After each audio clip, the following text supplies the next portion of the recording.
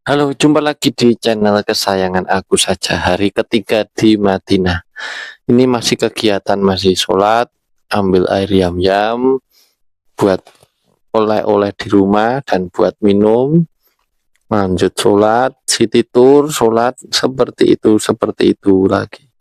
Nah, ini karena masih sepi, belum terlalu ramai, jadi saya bisa sedikit leluasa untuk ambil air yam-yam, mengisi beberapa botol yang ada di tas.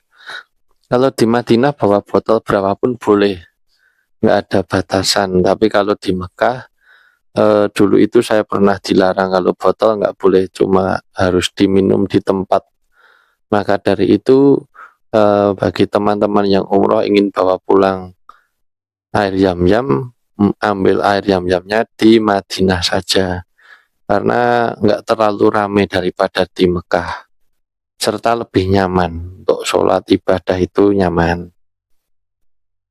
Nah, ini sudah botol yang keberapa ini, saya bawa 6 atau 8 botol kecil-kecil, 200 mili atau 300 mili. Nah, pokoknya boleh diisi sepuasnya. Tapi kalau pulang hati-hati, barang bawaan bagasi kita ditimbang jangan sampai lebih dari 30 sampai 35 kilo ya. Nanti kebanyakan air zam-zam terlalu berat, akhirnya disita oleh petugas, nggak boleh dibawa pulang ke Indonesia. Nah, itu itu saja tips untuk mengambil air yam-yam. Usahakan pakai botol-botol air mineral yang kecil ya, jangan galon besar itu masuk ke dalam koper teman-teman semua. Nah, nanti biasanya malah tidak boleh, jadi dipindah ke dalam botol kecil-kecil. Jadi kumpulin botol kecil-kecil yang ada. Ini saya ngumpulin dapat kurang lebih 30 botol kecil-kecil. Nggak tahu besok pulang overload apa enggak. Kalau overload ya terpaksa dikurangi. Kalau enggak ya alhamdulillah. Nah, ini masih sepi ya, karena sebelum subuh jam 4 ke masjid itu enak ini untuk ambil air zam-zam, enggak berebutan.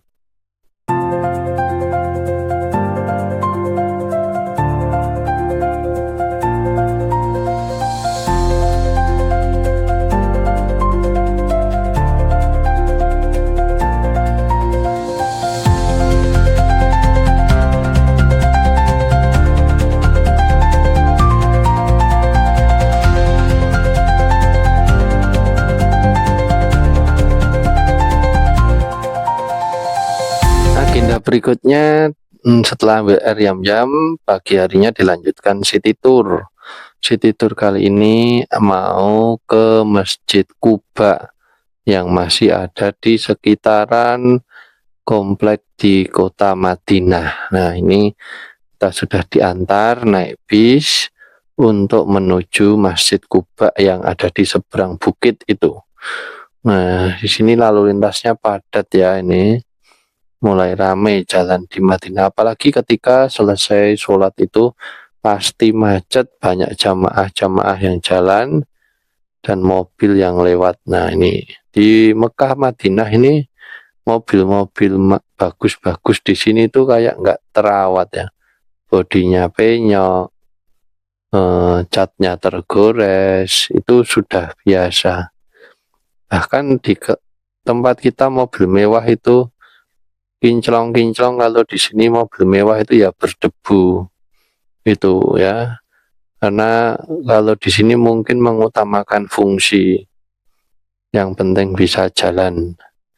Nih, kita sudah meninggalkan komplek Masjid Nabawi menuju Masjid Kuba. Nah, ini penampakan Masjid Kuba yang ada di sekitar kota Madinah, masjid pertama yang didirikan oleh Rasulullah. Nih, seperti ini nanti. Setelah sampai, kita masuk ke Masjid Kuba untuk sholat 2 rakaat tahiyatul masjid. Pada suhu hari ini, hari ketiga di Madinah, suhunya semakin turun ya. Kalau kemarin 21, sekarang 16, mungkin 13 derajat. Jadi sangat dingin walaupun cuacanya cerah. Ini kita berada di dalam Masjid Quba, melaksanakan sholat tahiyatul masjid. Nih, Masjid Quba ya, tenang, ini bagus. Masjid yang pertama kali didirikan oleh Rasulullah. Nih, ini teman-teman juga melaksanakan sholat sunnah. Karpetnya tebal, warnanya coklat. Lalu di Madinah hijau, kalau ini coklat. Nah, setelah itu kita keluar ke titik kumpul karena sudah melaksanakan sholat 2 rakaat. Ini sambil kita menunggu teman-teman, kita lihat di sekeliling Masjid Quba biasanya ada spot foto yang pohon-pohon kurma dengan background Masjid Quba. Ini menara Masjid Qubanya. Ini cukup bagus ya, tapi hari ini pengunjungnya sangat banyak nih di Masjid Quba ini. Banyak bis-bis yang parkir, rata-rata bisnya dari Cina. Ini ada Golden Dragon, ada Asia Star, ada itu Yutong, ada King Long, ada Bonlook. Nah, tapi ada juga yang dari Eropa Mercy. Nah, ini bis Bonlook ini sepertinya. Kalau nggak salah ini yang digunakan untuk mengantar jamaah haji dan umroh. Nah, ini kebanyakan bis dari negeri Tiongkok.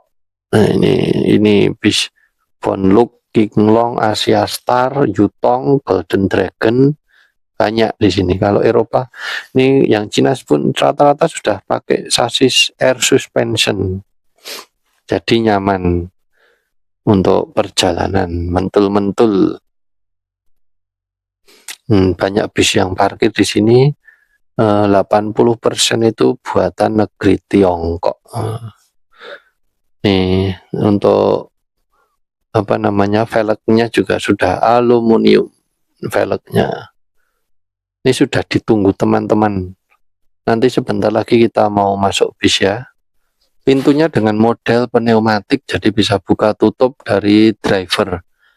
Di dalam bis ini pun juga ada toiletnya. Nih, nanti kita lihat toiletnya sebentar ya, ini karena jamaah juga mau masuk ini. Kita intip sebentar toiletnya seperti apa. Nah, waduh, sudah keburu disurung untuk naik ke atas. Nah, ini bis dari Mercy yang jarang terlihat. Bis ini udah tua ini. Turismo, sepertinya Turismo. Tahun 90 berapa ini ya? Ini lama ini bisnya ini. Saya ada diecast-nya ini. 96 atau 94. Masih bisa dipakai di sini. Ya, berarti masih sangat awet ini. Mercy-nya tadi udah tua. Lanjut, kita setelah dari Masjid Quba, kita menuju kebun kurma. Yang mungkin teman-teman yang belum pernah umroh menganggap berisi kebun-kebun yang berisi pohon kurma. Tapi di sini sebenarnya hanya pasar yang jualan kurma. Memang ada kebun kurma atau pohon kurma itu di belakang, cuma halaman kecil itu. Di situ ada pohon kurma. Nah, seperti ini, ada kursi buat duduk. Nah, itu sudah disebut kebun kurma. Kurmanya nggak ada. Adanya ya di penjual itu. Jadi kurmanya nggak ada di pohonnya. Jadi jangan mencari kurma yang di atas ya. Mau lihat kurma berbuah dari pohon nggak ada. Adanya di dalam pasar itu. Nah, ini sudah mulai banyak pedagang-pedagang. Nah, ini di dalam pasar kurma atau kebun kurma, teman-teman yang mau ngicipi kurma sepuasnya boleh merasakan jenis-jenis kurma, ajwa, kurma, apalagi ya, lupa aku. Pokoknya macam-macam kurma ini. Warnanya pun beda-beda, teksturnya ada yang manis banget, manis biasa, ada yang besar, mengenyangkan. Ini kurma ajwa, kurma nabi. Ini yang mahal ini. Ini manis. karena kering. Nah ini kurma Nabi, harganya kemarin berapa tanya ya, 1 kilo 40 atau 50 real kalau nggak salah. Nih lihat nih. Yang beli mulai banyak, kebanyakan ya dari Indonesia dan negara-negara sekitar. Nggak usah khawatir penjualnya majedul, kurma majedul. Penjualnya bisa bahasa Indonesia, dikit-dikit tahu ya. Kalau mau tawar itu 40 real ditawar 20 gitu, dia tahu. Jadi yang nggak bisa bahasa Arab tenang aja, ini nyobain gratis nih. Pokoknya kalau ke sini nggak beli nggak apa-apa. Yang penting nyobain kurma gratis. Ambil 1, 2, 3, 4, 5 bebas ya. Nggak apa-apa, nggak dimarahi sama yang beli. Malah disuruh ngicipi. Walaupun udah berkali-kali ngicipi, boleh, aman. Yang penting di situ. Ini penuh nih. Kalau untuk harganya sama di Indonesia ya mungkin mahal sini ya, itu karena real. Kalau di Indonesia rupiah. Kalau mau murah ya beli di Indonesia saja. Nah ini saya sudah kenyang makan kurma. Beli 1 kilo saja tadi. Nah ini kurma ajwa, saya ngicipi lagi karena enak tapi mahal. Kurma ajwa ini teksturnya kering tapi tingkat kemanisannya manis sekali.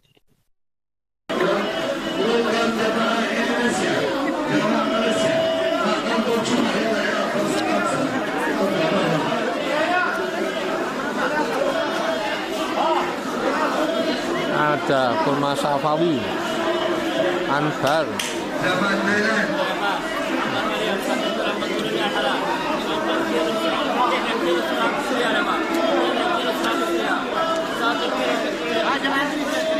Ajwa.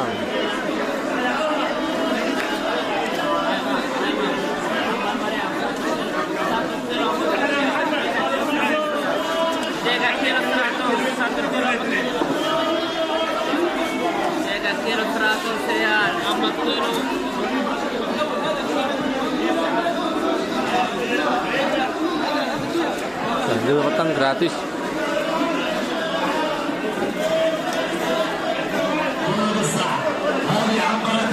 Ke Afrika ya. Setelah dari kebun kurma, kita lanjutkan perjalanan kita. Ini kita meninggalkan kebun kurma nih. Wah ini udah banyak tanaman-tanaman kurma yang dirawat ya. Jadi kesannya itu sejuk, indah, nggak terlalu gersang. Walaupun di sini di daerah padang gurun yang panas dan tandus. Wah ini kalau sampai hijau ya bahaya nanti akhir Yaman.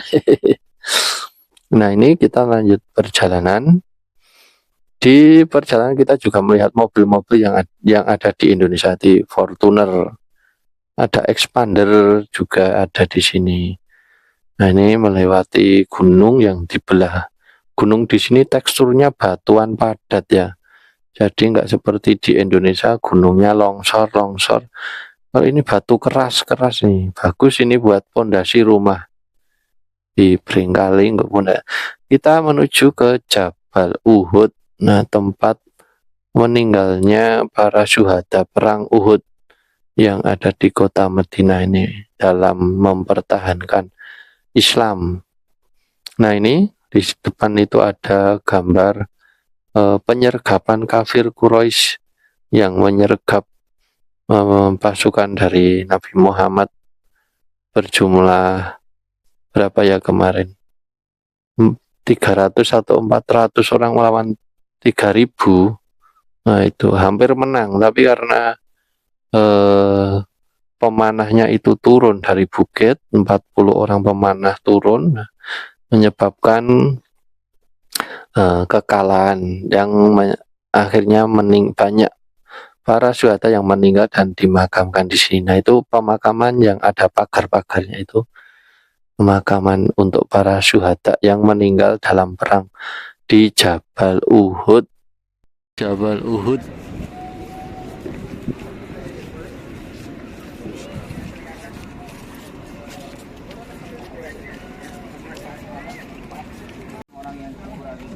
melenceng dan kembali ke agama nenek moyangnya lagi. Ini Maka dengarkan hadis kata Nabi, kuburan.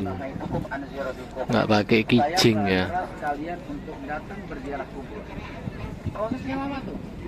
Bertahap tahun demi tahun perkembangan dakwah Nabi sampailah kepada fase di mana kekuatan tauhid dirasakan oleh Rasulullah SAW di kalangan sahabat. Kemudian Nabi mengeluarkan kata Nabi, ala fazruha.